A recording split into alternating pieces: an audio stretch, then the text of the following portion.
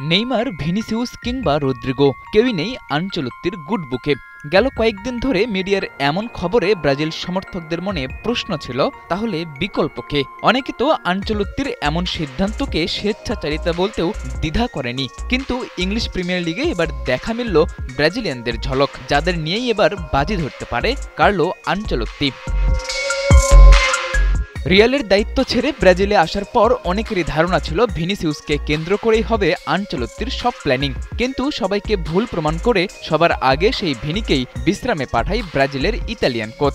Rodrigo, মিলিতাওদের মতো তারকাদেরও দলে না রাখার গুঞ্জন যখন প্রবল, ঠিক তখনই ইপিএলে চেলসি ম্যাচে একসাথে জ্বলে উঠলেন ৩ ব্রাজিলিয়ান তারকা। শুরুটা হয় লুকাস পাকুয়েতাকে দিয়ে। ওয়েস্ট হ্যামের জার্সিতে খেলা এই ব্রাজিলিয়ান ফুটবলার ম্যাচের মাত্র ৬ মিনিটেই বল পাঠান চেলসির জালে। প্রতিপক্ষের মাঠে শুরুতেই গোল হজম করে ফুঁসে ওঠে চেলসি। এর পরের গল্পটা সবারই জানা।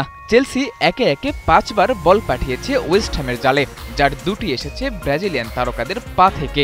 তবে আরেক ব্রাজিলিয়ান এস্তেভাও গোল না করেও আলোচনায়, কারণ মাঠে তার আগ্রাসী মনোভাব। ম্যাচের ৩৪ মিনিটে দুর্দান্ত এক গোল আসে আর্জেন্টাইন তারকা এনজো ফার্নান্দেজের পা থেকে। কিন্তু সেই গোলের থেকেও বেশি আলোচনায় এস্তেভাওয়ের অ্যাসিস্ট। ম্যাচের প্রথম গোল করা পাকুয়েতার রেটিং পয়েন্ট যখন ৮.১, তখন কোনো গোল না করেও ম্যাচ শেষে এস্তেভাওয়ের রেটিং পয়েন্ট ৮। এতেই ফুটে ওঠে ব্রাজিলিয়ান ফুটবলারের ম্যাচ ইম্প্যাক্ট। আন্তর্জাতিক ফুটবলে খানিকটা দুঃসময় পার করা ব্রাজিল আনচেলত্তির হাত ধরে কতটা সুসময়ে ফিরবে তা নির্ভর করছে সঠিক সময়ে সঠিক সিদ্ধান্তের উপর। তরুণ এই ফুটবলারদের যদি এখন থেকেই পর্যাপ্ত ম্যাচ টাইম দেয় আনচেলত্তি, তাহলে বিশ্বকাপে তারুণ্য আর অভিজ্ঞতার মিশেলে দুর্দান্ত এক স্কোয়াড পাবে ইতালিয়ান এই কোচ। সবশেষ বিশ্বকাপে আর্জেন্টিনার সাফল্যের মূল মন্ত্রও ছিল এই তারুণ্য আর অভিজ্ঞতার মিশ্রণ। সমর্থকদের প্রত্যাশা ব্রাজিলও হাঁটুক সেই একই পথে।